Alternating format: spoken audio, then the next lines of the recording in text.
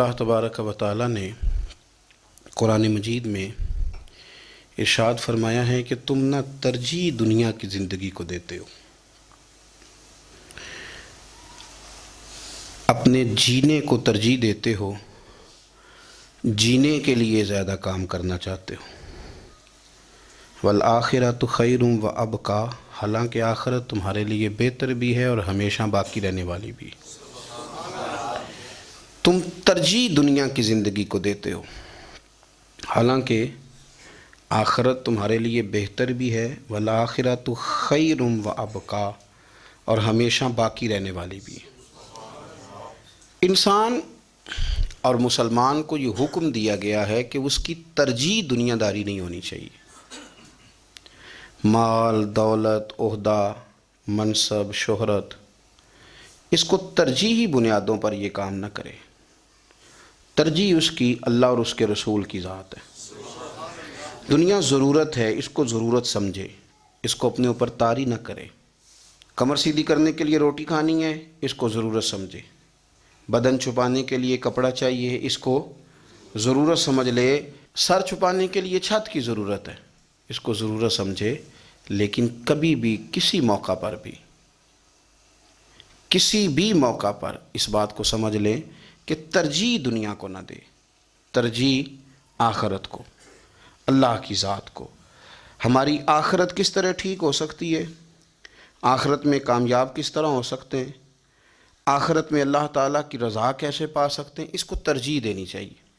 نبی پاک صلی اللہ تعالیٰ علیہ وسلم کے بہت سارے صحابہ بڑی شانوں والے، ایک صحابی کا ہم آج ذکر کرنے جا رہے ہیں جن کا نام ہے حضرت ابو ذر غفاری رضی اللہ تعالیٰ۔ ہمارے صوفیاء تصوف میں ایک جملہ بولتے ہیں کہ تیرا تو فقر ابو ذر ہے، یعنی جن کو صحیح درویش کہتے ہیں نا، صحیح درویش۔ مولا علی شیر خدا رضی اللہ تعالیٰ عنہ فرمایا کرتے، دو ہی تو بندے ہیں جو رب کے رستے میں کسی شے کی پرواہ نہیں کرتے۔ حضور کون سے؟ فرمایا ایک ابو ذر غفاری ہے اور دوسرے علی المرتضیٰ ہے۔ مولا علی فرمایا کرتے، یہ نا مسلمانوں میں سے چوتھے یا پانچویں مسلمان ہیں۔ شروع سے ایک سلیم الطبع آدمی، کچھ لوگ طبعاً بڑے نفیس ہوتے ہیں، طبعاً ہی اللہ کی طرف سے شروع سے ہی۔ ان کا جو قبیلہ تھا بنو غفار، وہ رہزنی کرتا تھا، لوگوں کو لوٹ لیتا تھا۔ شروع میں یہ کام کیا، لیکن جب کچھ لوگوں کی چیخیں کانوں میں گئیں تو چھوڑ دیا، فرمایا نہیں یار، طبیعت نہیں مانتی۔ اور نبی پاک کا کلمہ پڑھنے سے پہلے ہی بتوں کی پوجا چھوڑ کے رب کی عبادت شروع کر دی۔ لوگ پوچھا کرتے تھے آپ عبادت تو کرتے تھے پر منہ کدھر کرتے تھے؟ فرماتے تھے جدھر وہ کرا لیتا تھا کر لیتے تھے۔ کسی نے انہیں بتایا کہ مکے میں ایک شخص ہیں جنہوں نے اعلان نبوت کیا ہے، آپ کی طرح کی باتیں کرتے ہیں۔ انہوں نے اپنے بھائی کو بھیجا، ان کا نام انیس تھا، پتہ کر کے واپس آئے۔ بھائی کہنے لگے ابو ذر، ان کا نام جندب ہے، اصل میں ذر ان کے بیٹے کا نام ہے اور کنیت سے زیادہ معروف ہیں، ابو ذر غفاری کہلاتے ہیں۔ فرماتے ہیں کہ بھائی نے آ کے بتایا کہ وہ نیکی کا حکم دیتے ہیں، برے کاموں سے منع کرتے ہیں، صلہ رحمی کا پیغام دیتے ہیں، لیکن لوگ سارے مخالف ہیں۔ یہ چیز بھی بڑی کاؤنٹ ہوتی ہے، اسے نہ کاؤنٹ کیا کرے۔ لوگوں کی ترجیحات بدلتی ہیں، صبح کچھ، دوپہر کچھ، شام کچھ، اسے نہ کاؤنٹ کریں۔ انہوں نے اس بات کو کاؤنٹ کر کے بتایا کہ لوگ ان کے جو ہیں نا وہ مخالف ہیں سارے۔ تو حضرت ابو ذر غفاری کہنے لگے مجھے تسلی نہیں ہوئی، میں خود جا کے پتہ کروں گا۔ کہتے ہیں مکہ شریف آیا تو کسی ایسے آدمی سے پوچھ بیٹھا، میں تو کچھ اور سمجھا تھا، وہ کچھ اور نکلا۔ مکے والوں نے بڑا مارا۔ مکے پہنچ کے پہلی جو چیز ملی وہ مار کھانے کی تھی۔ اب میں ڈرتے کسی سے پوچھتا ہی نہ، بھوک بھی بڑی تھی، رہنے کو جگہ نہیں تھی، حرم شریف میں لیٹا رہتا تھا۔ میرے نصیب دیکھو، مجھے ایک شخص نے نا آ کے ہلایا، کہنے لگے اگر مناسب سمجھیں تو میں آپ کو دیکھ رہا ہوں کافی دیر سے، آپ کوئی پردیسی ہیں، آپ کا اپنا مہمان نہ بنا لوں؟ تو میں نے کہا آپ کا کیا نام ہے؟ کہنے لگے میرا نام ہے علی ابن ابی طالب۔ کہتے ہیں مولا کائنات گھر لے گئے، کھانا بھی کھلایا، جگہ بھی دی سونے کو، خدمت بھی کی، لیکن چونکہ میں تو پہلے ایک سے پوچھ کے مار کھا بیٹھا تھا، میں نے پوچھا نہیں میں کدھر آیا ہوں۔ رات رہے، اگلی رات بھی رہے، لیکن میں نے بتایا نہیں میں کس کام آیا ہوں۔ حضرت ابو ذر غفاری رضی اللہ تعالیٰ عنہ کہتے ہیں خود ہی مولا علی نے پوچھا بتا سکتے ہو کیسے آئے ہو؟ میں نے کہا رات رکھ لو گے؟ فرمایا بڑا کشادہ سینہ دیا ہے رب نے مجھے. تو بات تو کہنے لگے یار میں تو محمد مصطفیٰ کی زیارت کرنے آیا صلی اللہ تعالی علیہ وسلم. یہ بے نیاز لوگوں میں سے ہیں حضرت سیدنا ابو ذر غفاری. میں حضور کی زیارت کے لیے ہوں. حضرت علی کہنے لگے سویرے لے چلوں گا. انسان بزدل نہیں ہوتا، ہر انسان بزدل نہیں ہوتا، اور بلا وجہ ٹکراؤ کی پالیسی بنا لینا یہ بھی سیانے لوگوں کا کام نہیں. حکمت کے تقاضوں کے مطابق چلنا یہ بھی دلیر لوگوں کا ہی کام ہوتا ہے. حضرت مولا علی کہنے لگے صبح لے کے چلوں گا، پر حالات ٹھیک نہیں. شرارتی لوگ ہر جگہ ہوتے ہیں. اگر کوئی شرارتیوں کا ٹولہ ملا نا جو کھڑا ہوگا جاسوسی کرنے کے لیے کہ حضور کی طرف کون کون جا رہا ہے، تو میں نیچے جھکوں گا جوتے کا تسمہ ٹھیک کرنے کے لیے. لیکن آپ نے نہیں کھڑے ہونا، آپ نے چلتے رہنا ہے تاکہ کسی کو شک نہ ہو.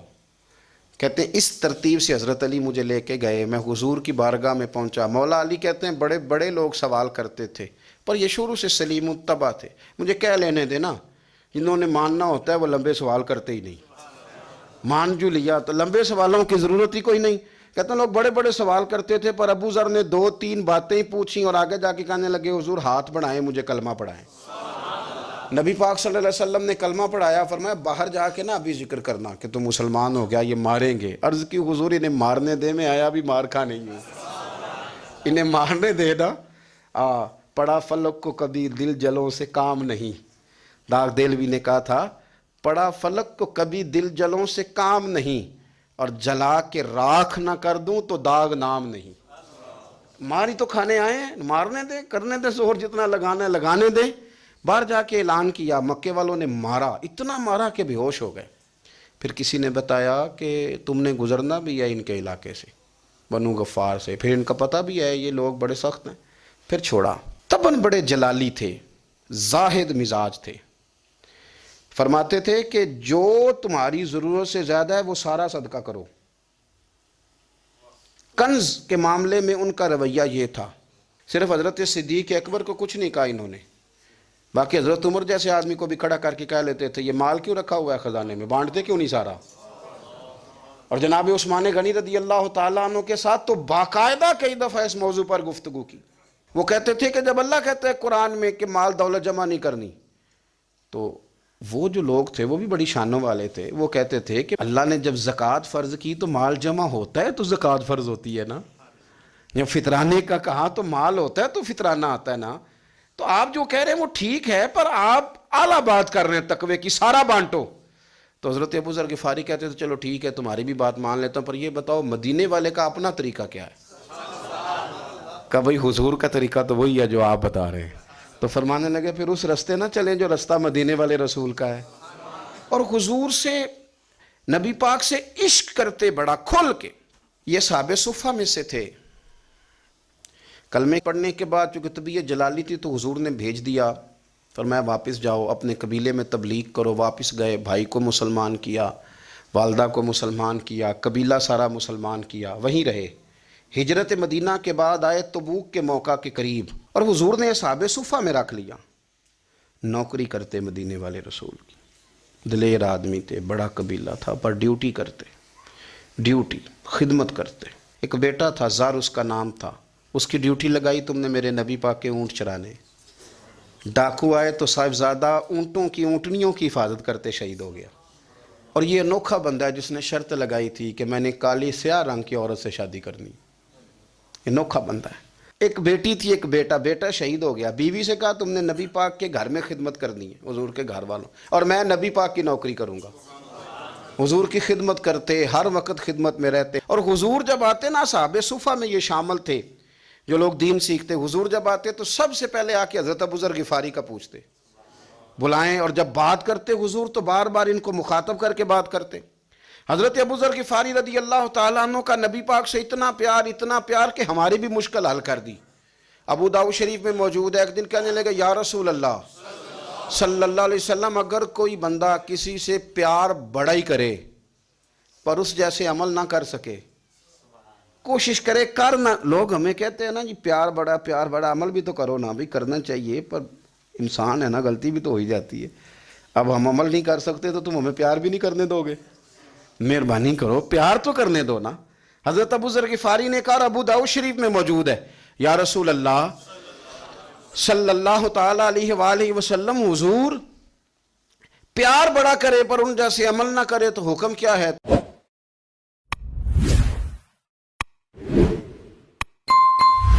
تو حضور نے فرمایا پیار سچا کرے، اللہ قیامت کے دن جس سے محبت کرے گا نا اس کے ساتھ ہی دونوں کو اکٹھا فرما دے گا۔ تو حضرت ابو ذر نے فوراً کہا حضور پھر مجھے آپ سے بھی بڑا پیار ہے، رب سے بھی بڑا پیار ہے۔ فرمایا فکر نہ کرنا، جنت میں اکٹھے ہی جائیں گے۔ اتنی محبت رسول پاک کی ذات کے ساتھ حضور کی نوکری کرنا۔ ایک دن خدمت کرتے کرتے سو گئے، حضور مسجد میں آئے پتہ کرنے کہ ابو ذر آرام کر رہا ہے۔ یہ بھی مزہ ہوتا ہے، خیال رکھنا اپنے درویشوں کا، کیا کھایا کیا پیا کہاں سوئے۔ حضور رات کو آئے، یہ سوئے ہوئے تھے، فرماتے ہیں حضور نے میرا انگوٹھا ہلایا، میں اٹھ کے بیٹھ گیا، حضور بھی میرے پاس بیٹھ گئے۔ اور میں ابو ذر بڑا پیار کرتے ہو، سونے آپ کو پتہ ہی ہے۔ کہا یار تو بڑی نوکری کرتا ہے، ایک دن وہ بھی آئے گا جس دن تجھے میری مسجد اور میرے شہر سے جانا پڑے گا، پھر کیا کرو گے؟ تو عرض کی حضور کسی کی طاقت ہے مجھے آپ کے شہر سے نکالے؟ میں تلوار نکال لوں گا۔ تو نبی پاک نے فرمایا تلوار نہ نکالنا، جہاں تمہیں بھیجا جائے چپ کر کے چلے جانا۔ حضور کب تک؟ فرمایا جب تک اللہ تیری اور میری ملاقات نہیں کرا دیتا، یعنی وصال تک۔ یہ واحد شخص ہیں کہ حضور کے وصال ظاہری کا وقت آ گیا تو فرمایا کوئی میرے ابو ذر کو بلاؤ۔ جب یہ آئے تو حضور لیٹے ہوئے تھے، یہ جھکے نبی پاک کی طرف، حضور میں حاضر ہوں، تو حضور نے پکڑ کے سینے کے ساتھ لگا لیا۔ میرے رسول پاک صلی اللہ علیہ وسلم کی خدمت میں ایک دفعہ عرض کرنے لگے حضور مجھے صوبے کا گورنر بنا دیں۔ تو نبی پاک نے فرمایا ابو ذر میں عہدے پسند نہیں کرتا، تو تمہیں بھی میں کہتا ہوں عہدہ نہ لینا، تمہیں بھی کہتا ہوں عہدہ نہ لینا۔ فرمایا ابو ذر میں جو چیز اپنے لیے پسند کروں گا تمہیں بھی اسی کا مشورہ دوں گا، تم بندے اچھے ہو پر یہ کام تمہارے بس کا نہیں ہے۔ بڑے زاہد آدمی میرے رسول کریم صلی اللہ تعالی علیہ وآلہ وسلم نے ان کے بارے میں فرمایا جس طرح نبیوں میں حضرت عیسیٰ علیہ السلام ہوئے، حضرت عیسیٰ دیکھیں نا، انبیاء میں اللہ تعالیٰ نے ہر قسم کی عظمت نبیوں کو دیں۔ جناب سلیمان علیہ السلام کا تو تخت بھی ہوا میں اڑتا تھا، جن تک تابع دار تھے، اور نبیوں میں حضرت عیسیٰ بھی ہیں جن کے پاس گھر بھی کوئی نہیں، شادی بھی کوئی نہیں کی، اینٹ سرانے رکھ کے تکیہ بناتے، ایک ان کے پاس کنگھی تھی اور ایک پیالہ تھا۔ دیکھیں جو بندہ نیک ہو نا وہ بھی نیک ہیں، اللہ کے نبی ہیں۔ آپ اپنا تقوی مسلط نہیں کریں گے، جو وہ کر رہے ہیں وہ بھی مخلص ہو کے کر رہے ہیں۔ حکومتیں جو چلانی ہیں تو وہ کس نے چلانی ہیں؟ اگر نیک بندے نہیں آئیں گے تو غلط لوگ آئیں گے، قوموں پہ ظلم کریں، وہ بھی اپنی جگہ ٹھیک ہے، لیکن یہ جو کر رہے ہیں یہ بات بھی اپنی جگہ بالکل ٹھیک ہے۔ ہم پتہ کیا کرتے ہیں، ہم چیزوں کو مسلط کرتے ہیں، ایک دوسرے پر مسلط نہیں کریں چیزوں کو۔ آپ جو کر سکتے ہیں، جو رستہ آپ کو صحیح لگتا ہے اختیار کر لیں، یہی تو ہمارے دین کا حسن ہے کہ سارے رستے واضح کر کے ہمیں دکھاتا ہے۔ حضرت عیسیٰ علیہ السلام نے ایک دن دیکھا کہ ایک بندہ نا انگلیوں کے ساتھ اپنے بال سیدھے کر رہا ہے، تو آپ نے فرمایا یار کنگھی کے بغیر بھی کام چل سکتا ہے، کنگھی بھی خیرات کر دی۔ دیکھا ایک بندہ ہاتھ کا تکیہ بنا کے لیٹا ہے، تو فرمایا اینٹ بھی دے دو کسی کے کام آ جائے گی۔ ایک دن دیکھا کہ ایک بندہ نا یوں چلو میں پانی پی رہا ہے، فرمایا پیالہ بھی رہنے دو، اس کے بغیر بھی کام چل ہی جاتا ہے۔ جناب عیسیٰ کا یہ زہد تھا۔ میرے نبی پاک علیہ السلام نے فرمایا جس نے جناب عیسیٰ کا زہد دیکھنا ہو وہ میرے ابو ذر غفاری کو دیکھے، ان کو دیکھے، یہ دنیا میں جناب عیسیٰ کے زہد کے مطابق چلتے پھرتے ہیں۔ ساری زندگی دولت کو مال کو پسند نہیں کیا۔ جہاں رہتے تھے ایک گورنر صاحب نے 300 دینار تحفے میں بھیجے، تو ایک ہوتا ہے نا بندہ کہتا نہیں نہیں ضرورت نہیں، اور حضور سید عالم صلی اللہ علیہ وسلم نے حضرت عمر سے فرمایا تھا جو خود بخود آ جائیں وہ قبول کر لو اللہ کی طرف سے، لیکن ان کا رنگ فقیری والا تھا اور تھوڑا انوکھا تھا۔ 300 دینار آئے تو فرمانے لگے اسے جا کے کہو تمہیں کوئی اور بندہ نہیں ملا دھوکہ دینے کے لیے، میرے گھر ہی مال بھیج دیا ہے۔ فرمانے لگے میرے پاس گدھا ہے سواری کرنے کے لیے، میرے پاس بکریاں ہیں دودھ پینے کے لیے، میرے پاس ایک چادر اضافی ہے سامان میں سے، میں تو ڈرتا ہوں کہ رب کہیں اس چادر کے بارے میں سوال نہ پوچھ لے، اور تم ہو کہ میرے پاس یہ لے کے آئے ہو۔ حضرت عثمان غنی کے پاس جا کے کہا کرتے کتنا لوگوں کے پاس پیسہ آ گیا ہے، ہر بندے کے گھر میں مال ہے، یہ کیا ہو رہا ہے، لوگوں سے کہیں خرچ کریں غریبوں پہ۔ حضرت عثمان غنی فرمانے لگے تمہیں تو خوش ہونا چاہیے کہ میرے دور میں لوگ خوشحال ہو گئے ہیں۔ آپ فرمانے لگے نہیں، وہ والا رنگ زیادہ بہتر ہے جو مدینے والے نے اختیار فرمایا ہے، کیونکہ کچا رنگ للاری والا چڑھدا تے لیندا رہندا عشق تیرے دا رنگ محمد، جدوں چڑھ جائے پھر نہیں لیندا۔ آپ کی طبیعت کے اندر دولت سے بیزاری، حضرت ابو درداء، حضرت ابو موسیٰ اشعری، حضرت ابو ہریرہ رضی اللہ تعالیٰ عنہ، یہ سمجھ لیں ان کے کلاس فیلو تھے، ان کے ساتھ پڑھا تھا انہوں نے۔ حضرت ابو ذر غفاری ان پر بھی جلال کرتے ہیں۔ آپ یقین کریں کہ طبیعت نا ایسے کیف میں آ گئی ان کو پڑھ کے، ان کو پڑھا جب کچھ دنوں سے تو کچھ انوکھا، یہ انوکھی وضع ہے، سارے زمانے سے نرالے ہیں، یہ بندے کون سی بستی کے یار اب رہنے والے ہیں، یہ کس طرح کے لوگ ہیں، کیا سوچ ہے۔ حضرت ابو درداء رضی اللہ تعالیٰ عنہ کے گھر کے قریب سے گزرے تو حضرت ابو درداء مکان بنا رہے تھے، کیا جملہ کہا، تڑپ گئی روح، فرمانے لگے ابو درداء تجھ سے مجھے یہ امید نہیں تھی یار۔ فرمایا کیا ہوا؟ فرمانے لگے اب تیرا مکان بنانے کے لیے بھی اللہ کے بندوں کی پشتوں پر اینٹیں رکھی جائیں گی، تیرا مکان بنانے کے لیے رب کے بندوں کی پشتوں پر اینٹیں تیرے لیے۔ حضرت ابو درداء نے گردن جھکا لی، فرمایا یار جہاں تو ہے نا تو بالکل ہی ٹھیک کہتا ہے۔ کیوں؟ میرے نبی پاک صلی اللہ علیہ وسلم نے فرمایا اس زمین کے اوپر اور آسمان کے نیچے ابو ذر غفاری سے سچا بندہ کوئی نہیں، ان سے زیادہ سچا کوئی نہیں۔ فرمایا تو ٹھیک کہتا ہے یار، صحیح کہتا ہے۔ حضرت ابو موسیٰ اشعری رضی اللہ تعالیٰ عنہ کو گورنر بنا دیا گیا عراق کا۔ اب حضرت ابو موسیٰ اشعری صحابہ میں ایک بڑے جلیل القدر صحابی ہیں، اور ان کی عظمتیں، رفتیں، بلندیاں کیا کہنا، بڑی گہری دوستی تھی۔ لیکن جب وہ گورنر بن گئے نا تو آپ نے فرمایا بس بھئی اب تو نے عہدہ لے لیا ہے، یہ بندے کو ٹھیک نہیں رہنے دیتی چیزیں، اب تو عہدے میں چلا گیا۔ بڑی مدت کے بعد ملاقات ہوئی حضرت ابو موسیٰ اشعری کے ساتھ، وہ دوڑ کے آئے حضرت ابو ذر غفاری کے گلے ملنے، میرا بھائی میرا بھائی۔ فرمایا پیچھے ہٹ جا، میں نہیں تیرا بھائی، تو گورنر ہے، میں غریب آدمی ہوں، اپنا کام کر۔ پھر دوڑ کے آئے، فرمایا ابو ذر تو میرا بھائی ہے یار، اکٹھے پڑھتے تھے حضور۔ فرمایا نہیں جا، تو نہیں میرا۔ پھر آئے، جانتے تھے نا یہ سچا بندہ ہے، یہ سچا بندہ ہے، یہ تقریروں والا نہیں، صرف وعظوں والا نہیں، اس کے اندر بھی بڑی سچائیاں ہیں۔ قریب آئے، آ کے کہا یار تو میرا بھائی ہے، میرے سینے لاگ۔ فرمانے لگے تو تیسری بار آیا ہے، مومن ہے، میں منہ نہیں موڑ سکتا، پر پہلے مجھے بتا گورنر بننے کے بعد تو نے مکان کتنے بنائے، باغ کتنے لگائیں، چکیاں کتنی لگائیں، کتنے تو نے چیزیں بنائی ہیں، پہلے بتا۔ تو حضرت ابو موسیٰ اشعری نے ان کا ہاتھ پکڑا، رونے لگے، کہنے لگے جس محبوب سے تو نے تربیت لی ہے میں بھی انہی کا نوکر ہوں، جن کپڑوں میں میں عراق گیا تھا میرے آج بھی وہی ہیں یار۔ کیا بات کرتا ہے تو، میرے وہی ہیں۔ مجھے بتا اگر یہ عہدے خدمت کے ہم نہیں لیں گے تو پھر کیا ظالموں کو دیں گے، غیروں کو دیں گے؟ نہ کر، کچھ نہیں بنایا۔ حضرت سیدنا ابو موسیٰ اشعری رضی اللہ تعالیٰ عنہ روئے، اور جب کہا نا کوئی شے نہیں میرے پاس، تو فرمایا اچھا چل آ جا، پھر سینے لگ جا، تو واقعی میرا بھائی ہے۔ پھر حضرت ابو ذر غفاری نے محبت فرمائی، وہ درویشی، وہ فقیری، وہ سادگی، وہ نورانیت، وہ دل کے ساتھ اندر۔ ہمارے تو بہت سارے لوگ ہیں جو کہتے ہو کہاں لے جانا ہے مال، کیا ضرورت ہے مال کی، ہر وقت مال کی مخالفت کرتے ہیں، لیکن دل ان کا کہتا ہے کہ آئے صحیح، کسی طریقے سے پہنچے صحیح۔ حضور نے فرمایا بعض لوگوں کی زبانیں شہد سے زیادہ میٹھی، دل بھیڑیے سے زیادہ خطرناک۔ اوپر سے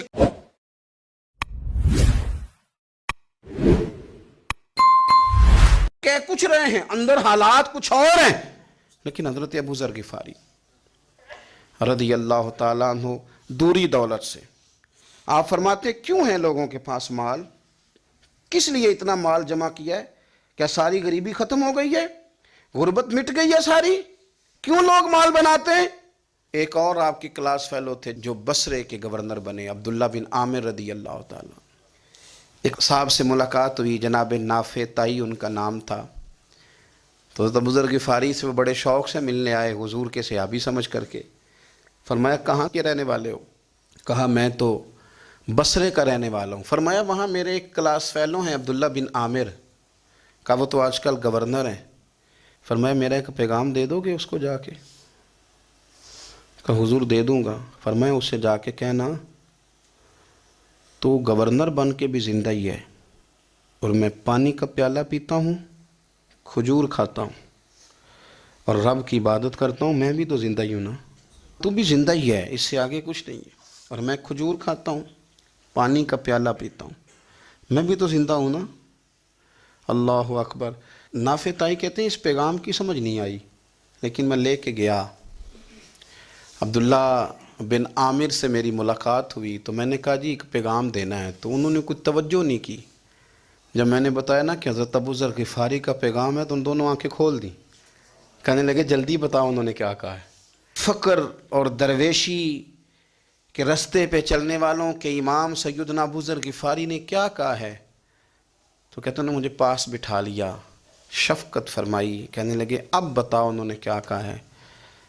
تو عرض کرنے لگے انہوں نے کہا ہے کہ تو گورنر ہے، تو بھی زندہ ہے، اور میں کھجور کھاتا ہوں، پانی پیتا ہوں، رب کو یاد کرتا ہوں، میں بھی تو زندہ ہی ہوں نا۔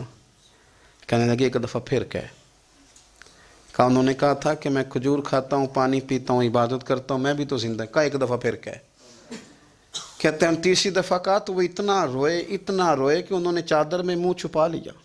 کہنے لگے یار وہ ٹھیک ہی کہتا ہے، وہ صحیح کہتا ہے، اتنا مال، اتنے عہدے، اتنی چیزیں، اتنا کچھ جمع کر کے رکھا ہے، ان کا حساب دینا، ان چیزوں کی اللہ کے حضور کیا عذر پیش کریں گے، کس طرح رب کی بارگاہ میں بتائیں گے، کیا وجہ تھی، کن چکروں میں ہم نے زندگی گزار دی۔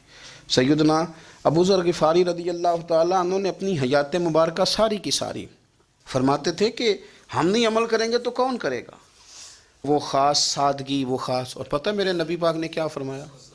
فرمایا مجھے میرے رب نے حکم دیا ہے کہ میں 4 لوگوں سے پیار کروں۔ اللہ اکبر۔ کاش کبھی آپ اس حدیث کے جملوں کو سمجھیں۔ اور یار اللہ نے حکم دیا ہے محبوب پیار کرے۔ حضور کس سے؟ تو پہلے 3 مرتبہ نبی پاک نے ایک ہی شخص کا نام لیا، فرمایا علی سے، علی سے، علی سے، پھر فرمایا ابو ذر غفاری سے، پھر فرمایا جناب مقداد سے، پھر فرمایا سلمان فارسی سے۔ رب نے مجھے کہا ان سے پیار کرو۔ حضرت ابو ذر غفاری تبوک کے موقع پر نا اونٹ پہ بیٹھے تھے، پیچھے رہ گئے، اونٹ پر بیٹھے تھے تو پیچھے رہ گئے، اونٹ سست تھا، تھک گیا، چل نہیں رہا تھا۔ حضرت ابو ذر غفاری رضی اللہ تعالیٰ عنہ پہلے تو اسے لے گئے یہ گاؤں میں کہ اونٹ بیمار ہو گیا، اس کا علاج کرایا، لیکن جب وہ ٹھیک نہ ہو سکا نا تو اونٹ وہیں چھوڑ دیا۔ حضور صلی اللہ علیہ وسلم کے پیچھے ضرور پہنچنا ہے میدان تبوک میں، تو جو سامان تھا وہ سارا پشت پہ رکھا اور اکیلے ہی چل دیے، تنے تنہا اور پیدل۔ سامنے سے گرد اڑتی ہوئی نظر آئی تو لوگوں نے کہا حضور پتہ نہیں کون آیا ہے۔ فرمایا تمہیں نہیں پتہ، مجھے تو پتہ ہے نا، ابو ذر غفاری آیا ہے، ابو ذر غفاری آئے۔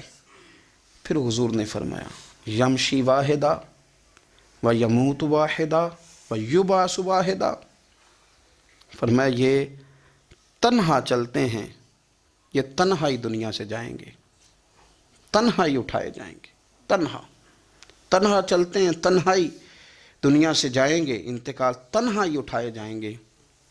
جو بہت زیادہ سختی کرنے لگے صحابہ پہ، بہت زیادہ،